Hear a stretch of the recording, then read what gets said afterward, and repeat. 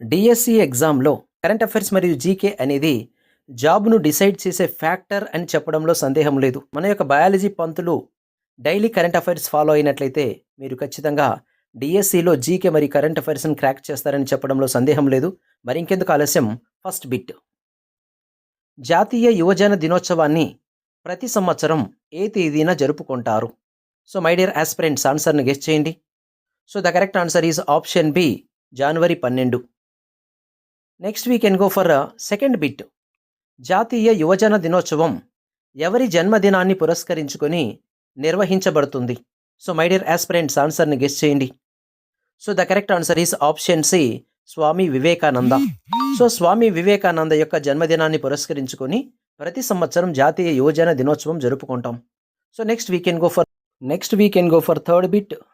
ఇటీవల ఇస్రో ప్రయోగించిన PSLV rocket ఏ ప్రయోగ కేంద్రం నుండి నిష్క్రమించింది? ఎస్ మై డియర్ ఆస్పిరెంట్స్, ఆన్సర్ని గెస్ చేయండి. So the correct answer is option C, Sriharikota, Nellore.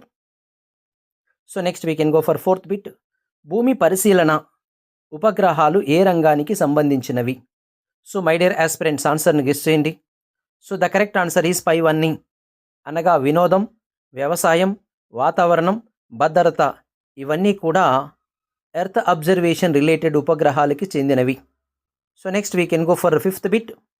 భారత అంతరిక్ష పరిశోధనా సంస్థ ఇస్రో ప్రధాన కార్యాలయం ఎక్కడ ఉంది? ఎస్ మై డియర్ ఆస్పిరెంట్స్, ఆన్సర్ని గెస్ చేయండి. So the correct answer is option C, Bengaluru. So next we can go for sixth bit. PSLV rocket యొక్క పూర్తి రూపం ఏమిటి? ఎస్ మై డియర్ ఆస్పిరెంట్స్, ఆన్సర్ని గెస్ చేయండి. The correct answer is option B, polar satellite launch vehicle. So next we can go for seventh bit. EOS-N1 భూమి పరిశీలనకు సంబంధించినటువంటి ఉపగ్రహాన్ని అభివృద్ధి చేసినటువంటి సంస్థ ఏది?